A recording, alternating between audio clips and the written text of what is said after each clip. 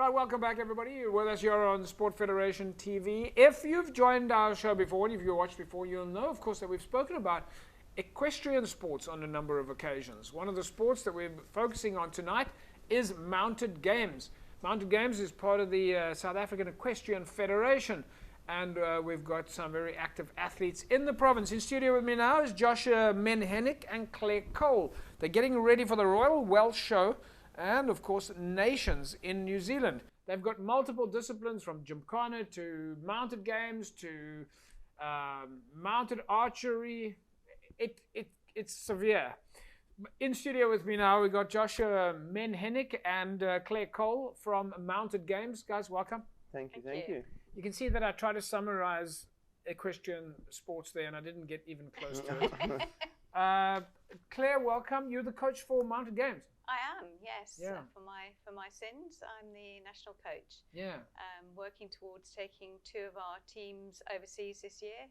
One to the Royal Welsh Show in Wales, and one to Taupo in New Zealand in October. And Joshua, you're one of our provincial athletes. You're actually the one on the back of the horse. Yes, sir. Yeah. Yes, sir. So tell us a little bit about that. What is mounted games? I mean, you explained it to me briefly there. It's high speed, lots of adrenaline, and a lot of skill. It's got a lot to do with it. So, but for folks that don't know at all what we're talking about, we're obviously talking about you on the back of a horse. Yeah. That's the starting point.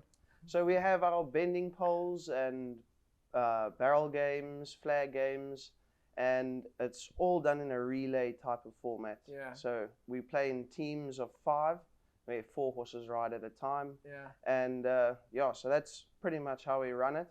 And then we'll bend up and down, and it's all racing against the opposite teams. So what do you have to do? Do you have to, do you have to put a pole through a ring, or do you have to get your sword and catch a It all flag, depends on which games we're playing. We have over 30 games that we play. So it's all variations between bottle games, flag games, bending, mugs.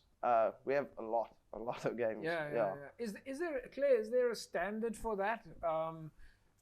What Joshua was explaining now is obviously, I wouldn't say obstacle racing, but you've got to think on your feet, on your feet. Yeah, in the back it's riding with objects. Riding with objects. Yeah? Yes, yeah, really. So is there a format for that? I mean, do you have a certain set of equipment that you have to put down? We prepare? do, but they're very simple pieces of equipment. Yeah.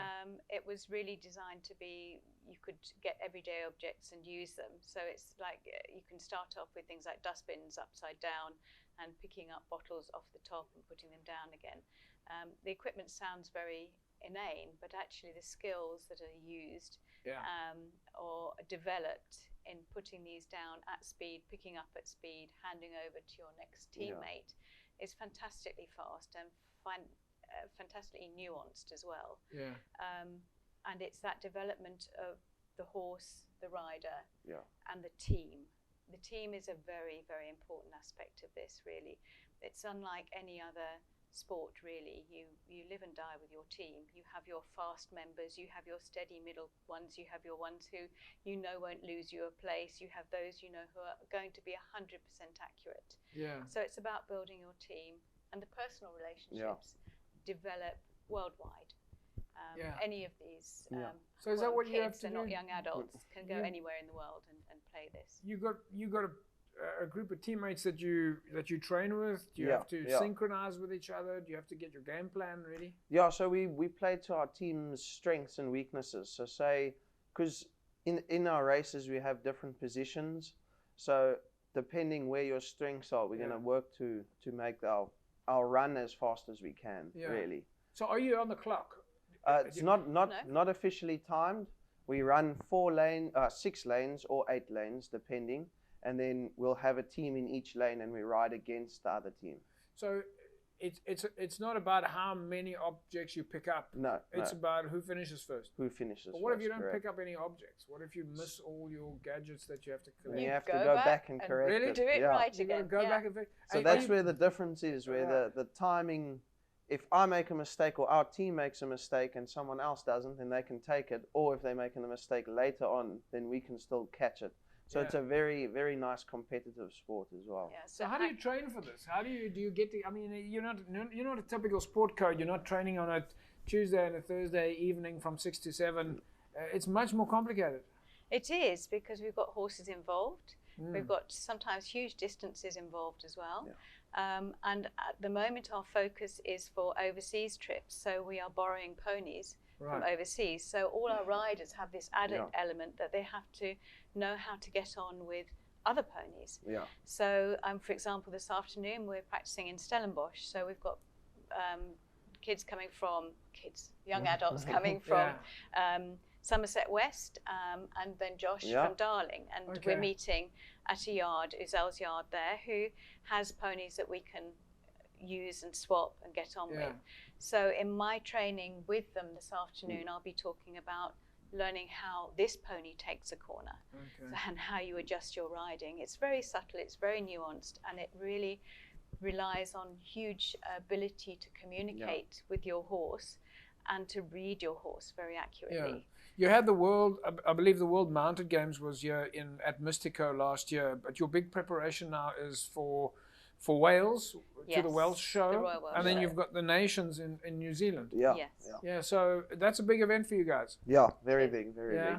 Tell us a little bit about that and the preparation and how long. So what we do is we select our teams first. Once we've selected our teams, then we all try and get together as often as possible to practice as much as we can. Yeah. And then once we go overseas, we borrow ponies there, and then we ride their ponies and compete against them on their home turf, basically. And when is this, Claire? How much time have you still got to prepare for Wales? Well, the Royal Welsh is in July. Right. That's just around the corner. We have 2 riders who are over there who are competing in Europe weekly. Yeah. I mean, they've got massive competitions there. Yeah. They are competing every week at very, very high level.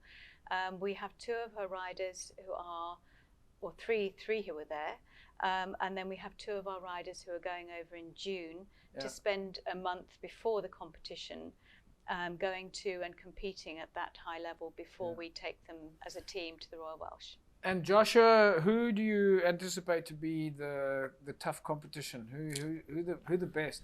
Well, I'm going to Nations. I'm going to New Zealand. I'm unfortunately sitting out of our Wales trip. Yeah. But I reckon New Zealand. Are they good at this? Yeah. Very good. Home turf, so we gotta try and take them again. Yeah, we went on home turf, so we did. And they came second. So it's going to be a real tussle. And Claire, from a development point of view, I mean, it must be quite hard to get people to adopt this sport code. Yeah, how are you doing it is. It's something that people don't know about. When you describe relay races on horseback, they go, what on earth? You know, they've got no concept of it. There's a very good video which will explain things, and I sit with people and I show them the video, and they say, okay, I understand a bit more. But I pick people up. I live in Noordhoek. And a couple of my riders have been work riding or riding their own ponies. They go past my house and they say, hey, wouldn't you like to come and try games? And some people bite at it and some don't. But a work rider in my local area, Carlo August, said yes, he'd like to come along. He works fantastically hard at this. He's who he works for is very, very supportive. She managed to get him sponsorship as well. Wow, so amazing. It's great. And he worked all the way through with a lone pony, all the way through to appear at Nations. So he represented his country, which for him is a fantastic opportunity. His wish was that we would be able to take this back to his community, which is just outside Hanardendal, just outside Greyton. Yeah.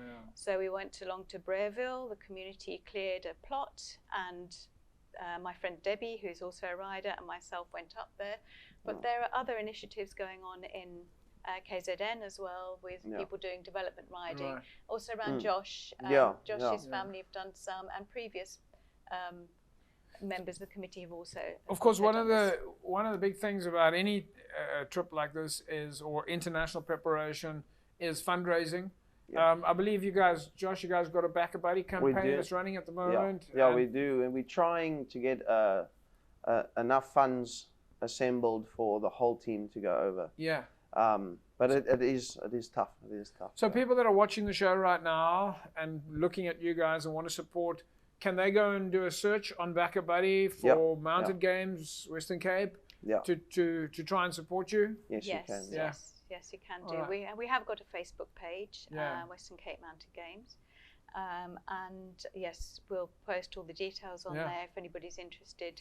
It's a fantastic sport for them to get involved with and to support. Well, Josh, we'll say good luck. It's great. You. Been fantastic to have you on the show, and we're looking forward to getting lots of pictures and videos to see how it went. We will send them on. Yeah.